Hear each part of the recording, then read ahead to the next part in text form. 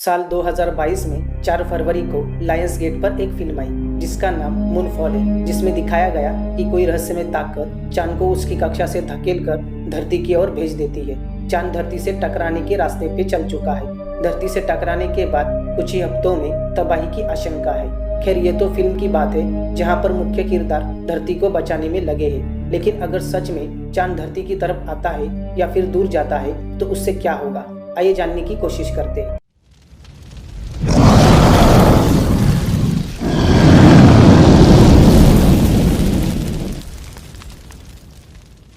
हमारा चांद ठोस और पथरीला है, जिसके चारों तरफ एक बेहद पतली गैसों की परत है जिसे एक्सोस्फीयर कहते हैं। यह धरती के साथ करीब 450 करोड़ साल पहले ही बना था। तब से यह धरती की गुरुत्वाकर्षण वाली क्षेत्र में इसके चारों तरफ चक्कर लगा रहा है। यह इकलौती परिभाषा है या हाइपोथेसिस है जो यह बताती है कि पूरी दुनिया में ये मान्य है। नासा के मुताबिक पृथ्वी के बनते समय उससे एक प्रोटोप्लैनेट टकराया था जिसका नाम थिया था। इस टक्कर से चांद अलग होकर धरती के पास रहने लगा। एक दूसरी थ्योरी यह भी कहती है धरती और चांद का निर्माण दो अन्य अंतरिक्ष वस्तुओं के टकराने से हुआ था।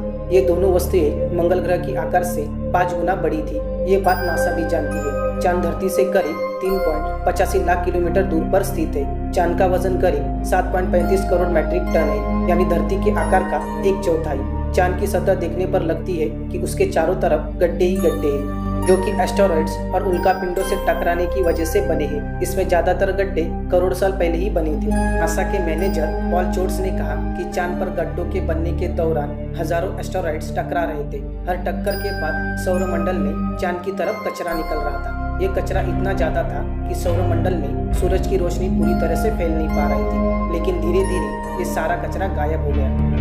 ये सब मंगल और बृहस्पति ग्रह के बीच की एस्टेरॉइड बेल्ट में चला गया। अब धरती और चंद्रमा पर एस्टेरॉइड्स और उल्कापिंडों की टक्कर कम होती है। CNEOS का काम है धरती के आसपास घूमने आने जाने वाले एस्टेरॉइड्स और धूमकेतुओं पर नजर रखना। यह संस्था यह तय करती है कि धरती को किस एस्टेरॉइड्स या धूमकेतु से खतरा है।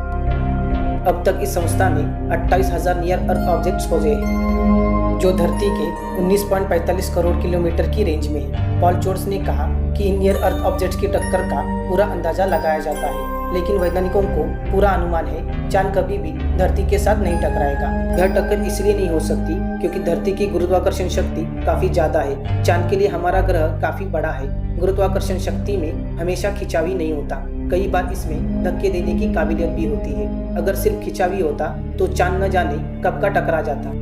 नियर अर्थ ऑब्जेक्ट्स का खतरा धरती पर तब होता है जब 400 फीट व्यास का कोई एस्टेरॉइड धरती से टकराए, लेकिन चांद को हिलाने के लिए चांद के आकार का एस्टेरॉइड जब उससे टकराएगा तभी चांद अपनी जगह से हिल पाएगा। चांद को धकेलना या धरती की तरफ खींचना बेहद ही मुश्किल है। यह काम किसी एस्टेरॉइड की टक्कर से ही हो सकता है, वह भी इतने बड़े जो कि चांद को हिला सके। साथ ही टक्कर बेहद ही गति से होनी चाहिए। दूसरी बात, इतनी भयावह टक्कर से चांद के टुकड़े भी होंगे, तो जरूरी नहीं कि पूरा चांद धरती से टकराए। हो सकता है उसका कुछ हिस्सा धरती की तरफ आए। नासा के मुताबिक हमारे सौर मंडल में वैज्ञानिकों की जानकारी में ऐसा कोई एस्टेरॉइड नहीं है जो चांद के आकार का हो। जो सबसे बड़ा एस्टेरॉइड खोजा गया वह भी चांद से आकार में 70 गुना छोटा है। वह एस्टेरॉइड मंगल और बृहस्पति ग्रह की एस्टेरॉइड बेल्ट में घूमता है, जिसकी दूरी धरती से करीब 18 करोड़ किलोमीटर पर है। ये तो तय हो गया कि कोई प्राकृतिक टक्कर नहीं हो रही है, लेकिन उसका क्या अगर कोई इंसानी वस्तु चांद को हिला? किस्मत की बात है, निकट भविष्य यानी कुछ हजारों साल तक ऐसी कोई संभावना नहीं है। साल 2015 में लॉन्च किया गया SpaceX Falcon 9 रॉकेट बूस्टर मार्च 2022 में चांद की सतह से टकराने वाला है। इस रॉकेट का वजन करीब 4,400 किलोग्राम है। इस रॉकेट से क्लाइमेट की स्टडी के लिए एक सैटेलाइट लॉन्च किया गया जिसे नासा और NOAA ने मिलकर बनाया था। अब यह रॉकेट बूस्टर 9,288 किलोमीटर प्रति घंटा की गति से 4 या 5 मार्च 2022 को चांद की सतह से टकराएगा, जिससे चांद की सतह पर करीब 65 फीट बड़ा गड्ढा होने की उम्मीद है। क्या सच में चांद को उसकी जगह से आगे पीछे धकेला जा सकेगा? इसके बारे में आपकी क्या राय है? हमें नीचे कमेंट बॉक्स पर लिखकर बताएं। और आज के लिए बस इतना ही, फिर मिलेंगे अगले वीडियो में। तब तक के लिए बाय।